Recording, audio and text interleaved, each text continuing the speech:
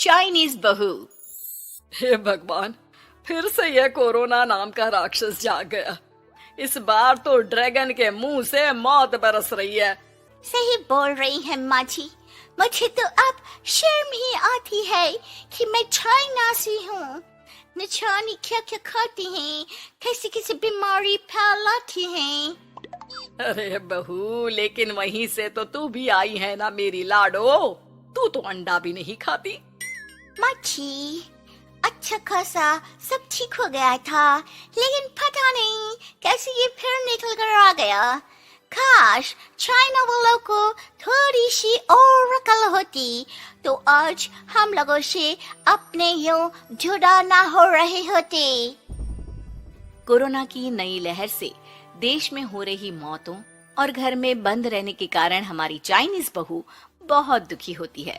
उसे लगता है कि भारत में जो कुछ भी हो रहा है वो उसी के कारण हो रहा है। अब हमारी चाइनीज बहू परेशान सी रहने लगी। अरे क्या बात है मेरी चाइनीज गुड़िया, आज तू एक्सरसाइज नहीं करेगी?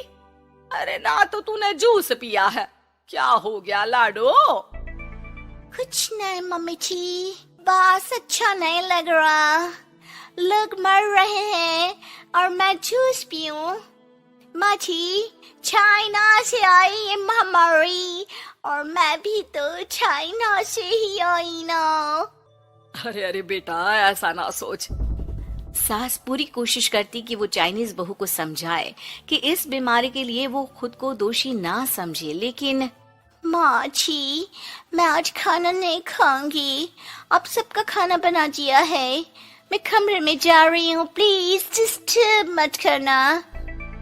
सास ने अपनी हंसती खेलती बहू का ये रूप तो कभी देखा नहीं था, लेकिन करती भी तो क्या। अगले दिन सुबह सुबह अरे ये पूरे घर से स्वादिष्ट खाने की महक आ रही है। ये कौन है जो चाय बनने के वक्त लंच बनाकर तैयार कर रहा है? वो किचन में आती है जहाँ चाइनीज बहू ने शुद्ध वैष्णव खाना तैयार कर रखा था। अरे बहू, सोई नहीं क्या जो इस वक्त इतने प्रकार का खाना बना लिया? हाँ हाँ माँ जी, क्या करे, जब दिल में बोझ हो तो नींद नहीं आती।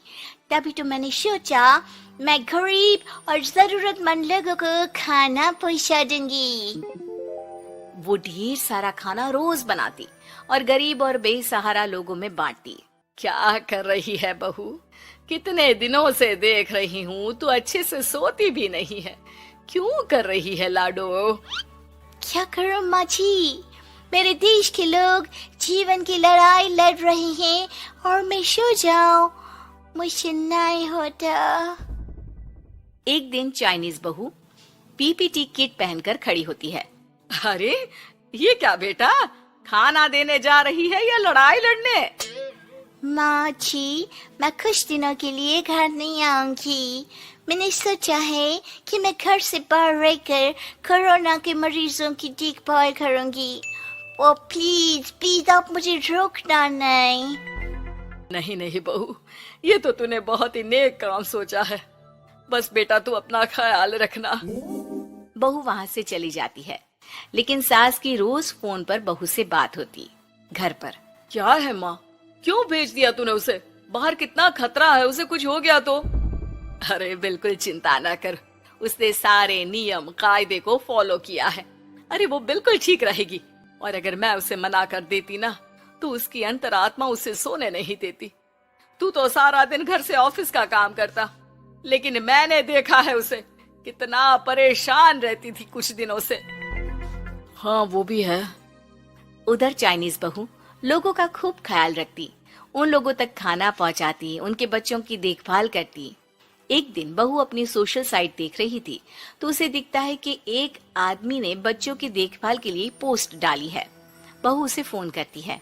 मैं आपकी कोई मदद कर सकती हूँ, प्लीज बताओ। दूसरी तरफ से आवाज आती है। मैं और मेरी बीवी दोनों ही कोरोना से पीड़ित हैं। हम लोगों के बच्चों को देखने के लिए कोई नहीं है। प्लीज हमारी मदद करो। हाँ हाँ बिल्कुल, आप परेशान ना हो, मैं आ रही हूँ। मुझे आपका एड्रेस बताओ।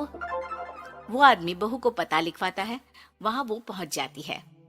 ओह, ये किसे बुला लिया आपने?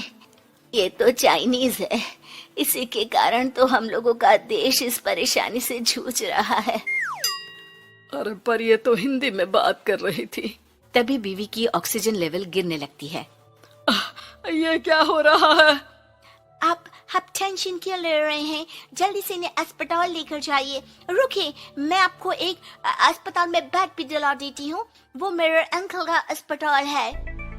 चाइनीज बहू फोन पर बात करके उन लोगों को बेड दिलाती है, जहाँ पति की भी तबीयत खराब हो जाती है और दोनों को बेड दिलाकर बहू घर में बच्चों की पूरी देखभाल करती है। सास का बहू पर फोन आता है। अरे मेरी चाइनीज गुड़िया, कैसी है रे तू? अरे माँ, पीछे की गली में ही हूँ मैं। वो खालिया लोग है ना, उन दोनों हस्बैंड वाइफ को कोरोना हो गया था। मैंने उन लोगों को श्रीवास्तव अंकल के अस्पताल में भर्ती करवा दिया है और अब मैं नमाज ही उन दोनों बच्चों का ख्याल रख रही हूँ। अरे जीती रहे बेटा, कोई जरूरत हो तो बता देना। नहीं माँ जी, सब कंट्रोल में है। बस इन बच्चों के माँ बाप ठीक होकर घर आ जाए। अच्छा माँ, इन लोगों के घर का फोन बज रहा है, मैं आपको थोड़ी देर बाद कॉल करती हूँ। लैंडलाइन में घर के मालिक का फोन था। हम लोगों की जिंदगी का कोई भरोसा नहीं है। यहाँ इलाज महंगा है और हम लोगों के पास पैसे नहीं है। जितना इलाज हो सकेगा उतना ही होगा। हमारे बाद प्लीज आप हमारे बच्चों को संभाल लेना। नहीं, ऐसे मत बोलिए, मैं अस्पताल वालों से बात करती हूँ। बहू अपनी बैंक से अस्पताल वालों को पैसे दे देती है और फोन पर कहती है, हनी, आप लोगों के अकाउंट में पैसे डाल दिए हैं। इन दोनों का अच्छे से इलाज होना चाहिए। पैसे की जरूरत होगी तो मैं और डाल दूंगी। सारा दिन बहू कोरोना पेशेंट के बच्चों को देखती, रात में ढेर सारा खाना पैक करके जरूरतमंदों में बांटती। सोशल साइट्स के जरिए भी वो लोगों से जुड़कर उनकी मदद करती। फिर एक दिन घर का मालिक और उसकी बीवी ठीक होकर घर आ जाते हैं। आपका बहुत बहुत शुक्रिया, मैं आपकी पाई लौटा दूंगा। भाई नहीं, पैसा दिया था, लेकिन वो जब आप बिल्कुल ठीक हो जाना तो क्षमा कर दे देना, कोई बात नहीं। दोनों पति पत्नी चाइनीज बहू का शुक्रिया अदा करते हैं। आप तो हम लोगों के लिए भगवान की तरह हैं। आपका बहुत बहुत शुक्रिया। चाइनीज बहू बहुत खुश हो जाती है। वो घर आकर सास को पूरी बात बताती है।